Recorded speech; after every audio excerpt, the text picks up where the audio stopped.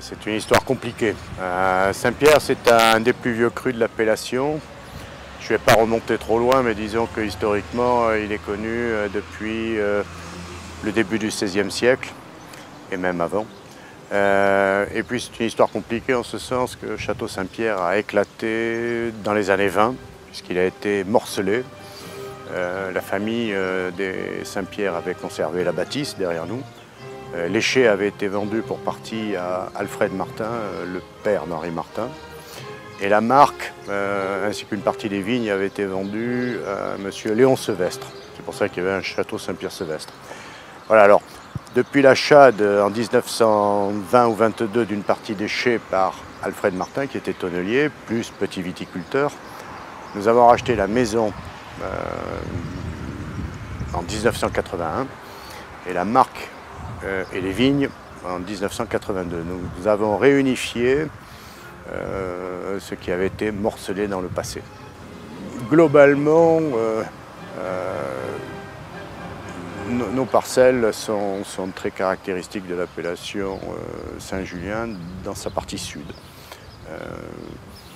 Des terres pauvres, des terres légères, très caillouteuses. On dit plus globalement, pour que les gens comprennent, c'est que la vigne, pour produire des raisins de qualité, a besoin de souffrir. Donc dans ces terroirs et dans ces terrains presque arides, elle se développe au mieux. Si on devait faire de la culture céréalière, par exemple, on aurait des rendements catastrophiques, ça serait lamentable. Ce sont des terres que l'on maintient à ce niveau de pauvreté pour produire de l'excellence.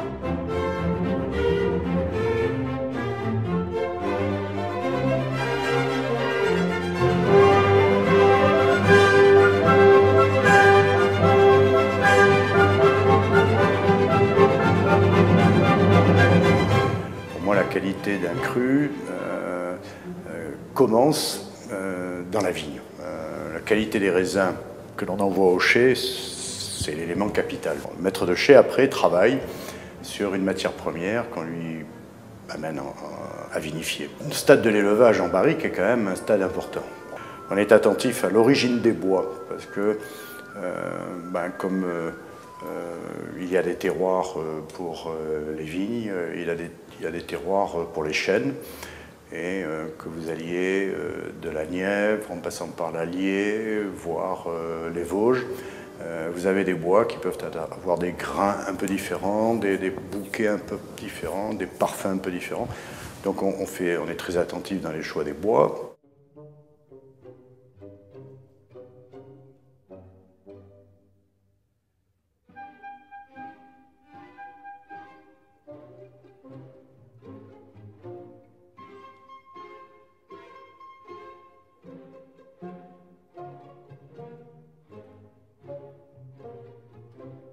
Aussi bien à Gloria qu'à Château Saint-Pierre.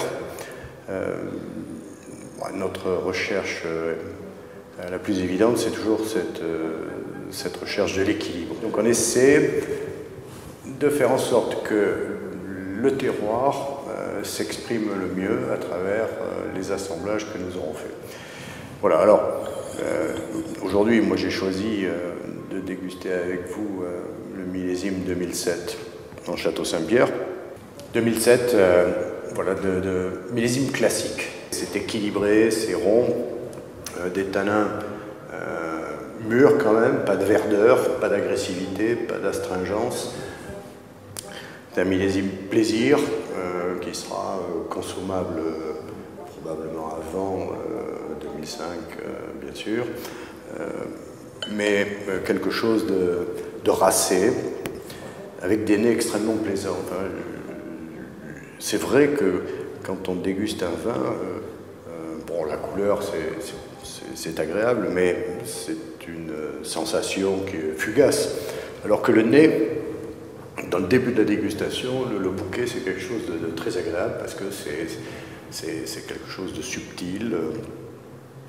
C'est le premier contact, mais ça dure en même temps. Et quelque chose qui sent bon, ça donne envie de le boire.